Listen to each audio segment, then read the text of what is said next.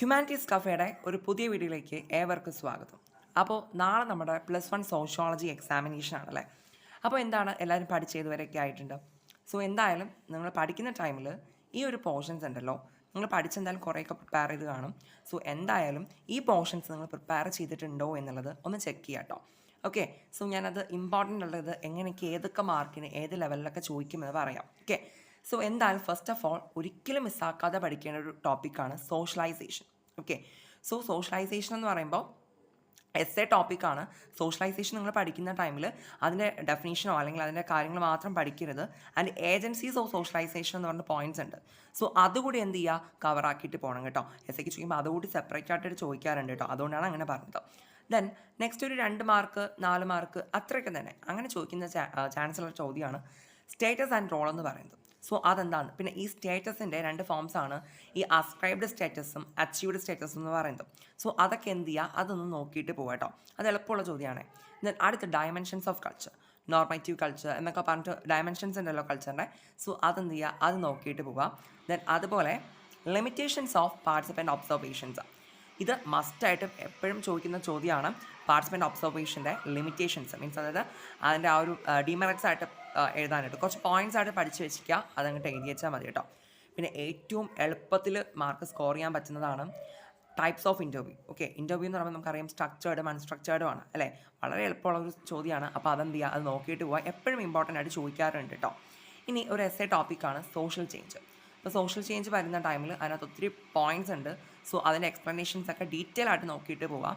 Okay, so അതൊക്കെ ഇത് social change S എക്ക് അല്ലാന്നുണ്ടെങ്കിൽ ഷോർട്ടസ്റ്റ് ആയിട്ടെങ്കിലും ചോദിക്കാൻ ചാൻസ് ഉണ്ട് കേട്ടോ. ദെൻ അടുത്ത എൻവയോൺമെൻറ്റൽ പ്രോബ്ലംസ്. എൻവയോൺമെൻറ്റൽ പ്രോബ്ലംസും കുറച്ച് പോയിൻറ്റ്സും എക്സ്പ്ലനേഷൻസും ഈ ഒരു ലെവലിലാണ് വരുന്നത്. അത് ഷോർട്ടസ്റ്റ് ആയിട്ടും പിന്നെ എസ് എക്കും ഒക്കെ കയറി ചോദിക്കാറുണ്ട് കേട്ടോ ഈ എൻവയോൺമെൻറ്റൽ പ്രോബ്ലംസും. ഓക്കെ, ദെൻ അടുത്ത ഏലിനേഷൻ, അതൊരു 2 മാർക്കിൻ്റെ ഒരു കുഞ്ഞു ചോദ്യമാണ്. അതെന്ത് ചെയ്യുക, ജസ്റ്റ് ഒരു 2-3 വരിയൊക്കെ ഒന്ന് നോക്കിയിട്ട് പോവാം. ദെൻ അടുത്ത ബ്യൂറോക്രസി എന്ന് പറയുമ്പോൾ അതിൻ്റെ ഫ്യൂച്ചേഴ്സ് ഉൾപ്പെടെ എന്ത് ചെയ്യുക, അത് പഠിച്ചിട്ട് പോവുക. ദെൻ ഡെഫിനീഷൻസ് ഓഫ് കാസ്റ്റ് വളരെ ഇമ്പോർട്ടൻ്റ് ആണ്. ദെൻ അതിൻ്റെ ഫ്യൂച്ചേഴ്സ് ആയിട്ടാണ് ചോദിക്കുക. കാസ്റ്റ് സിസ്റ്റത്തിൻ്റെ ഫ്യൂച്ചേഴ്സ് ഒരു 6 പോയിൻ്റ് ആണുള്ളത്. സോ 6 പോയിൻറ്റും അതിൻ്റെ എക്സ്പ്ലനേഷൻ. ഓക്കെ, അതെന്ത് ചെയ്യുക, നോക്കിയിട്ട് പോവാം. ദെൻ അടുത്ത AR ദേശായി പറയുന്ന എന്താണ് വെൽഫെയർ സ്റ്റേറ്റിൻ്റെ കോൺസെപ്റ്റ് മീൻസ് AR ദേശായിയുടെ അഭിപ്രായത്തിലുള്ള വെൽഫെയർ സ്റ്റേറ്റ് അതും എന്ത് ചെയ്യാറുണ്ട്, ചോദിക്കാറുണ്ട്. ഓക്കെ, സോ ഇത്രയും നിങ്ങൾ നോക്കുക. ദെൻ അതുപോലെ തന്നെ എത്നോസെൻട്രിസിസം and കോസ്മോപൊളിറ്റനിസം.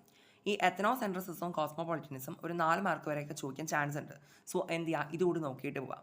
Then mechanical and organic solidarity, ഇതില്ലാത്ത ചോദ്യ പേപ്പർ വളരെ റെയറായിട്ടാണ് വരിക. സോ അതുകൊണ്ട് തന്നെ ഇതെന്ത് ചെയ്യുക, ഉറപ്പായിട്ട് നിങ്ങൾ മസ്റ്റായിട്ട് പഠിക്കുക.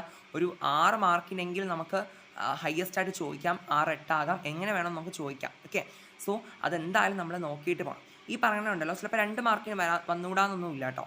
സോ അതുകൊണ്ട് തന്നെ അതെന്തായാലും നോക്കിയിട്ട് പോകാം. അടുത്ത ഫാമിലിയുടെ ഫോംസ്, ഇതെല്ലാവർക്കും ഈസി ആയിട്ട് മാർക്ക് സ്കോർ ചെയ്യാൻ പറ്റുന്ന സംഭവമാണ്. എന്നാൽ ചിലർക്കെങ്കിലും ഇത് തലതിരിഞ്ഞ് പോകാറുമുണ്ട്. സോ അത് ശ്രദ്ധിച്ച് പഠിച്ചിട്ട് പോകണം. നമ്മൾ ഈ പാട്രിയാർക്കൽ മാട്രിയാർക്കൽ എന്നൊക്കെ പറയുന്ന ഫാമിലി ഫോംസുകളാണ്.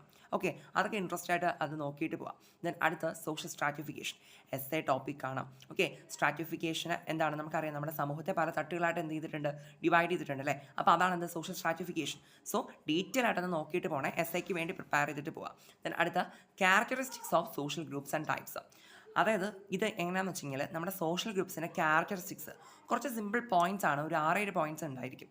സോ ആ പോയിൻറ്റ്സ് എന്ത് ചെയ്യുക, ഈ സോഷ്യൽ ഗ്രൂപ്പ് മാത്രം ഇങ്ങനെ ചോദിക്കുകയാണെന്നുണ്ടെങ്കിൽ ഓക്കെ, ഇത്രയും മാത്രം ചോദിക്കുകയാണെങ്കിൽ ആ പോയിൻറ്റ്സ് കുറച്ച് പോയിൻറ്റ്സ് ആണുള്ളത് കേട്ടോ. ഇതിൻ്റെ നമ്മുടെ സോഷ്യൽ ഗ്രൂപ്പുകളുടെ കുറച്ച് സവിശേഷതകൾ, ആ പോയിൻറ്റ്സ് മാത്രം നമ്മൾ എഴുതി വെച്ചാൽ മതിയാകും. ദെൻ അടുത്ത പക്ഷേ ഇതിന് ടൈപ്സ് കൂടി ചേർത്ത് എന്ത് ചെയ്യാം, എസ് എക്ക് ചോദിക്കാൻ ചാൻസ് ഉണ്ട്.